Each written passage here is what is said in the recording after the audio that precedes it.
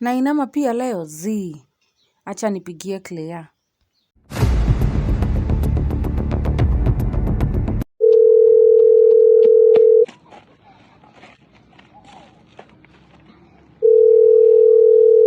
Hello. Umefanya vizuri sana kupick Clea. Mambo?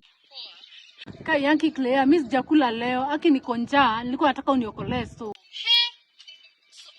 So yoyote. Manzi.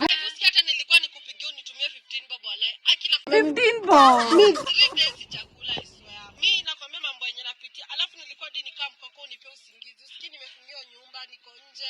Walai. Aki. Mimi nakwambia mambo yenye na go through saa hii. Nisaidie tu. Nikaa kwako. Unaweza kuja lakini sasa umesurvive aje hizo 3 days? Nione kama naweza piga hizo 3. Maji wao ya chumvi tu. Walai. Alafu unafunga tumbo na leso, utasikia njaa. Walai. Guy, lakini nitasurvive akisi. Acha nikaa mtu kwako nikuonyeshe vile tutafanya. Sawa kuja hata kai ama tufanye maombi. Labda itasaidia. Unajua fasting pia ni poa. Kai, lakini unajua tumbo yangu ni kama kai. Nitazoea kweli. Sawa.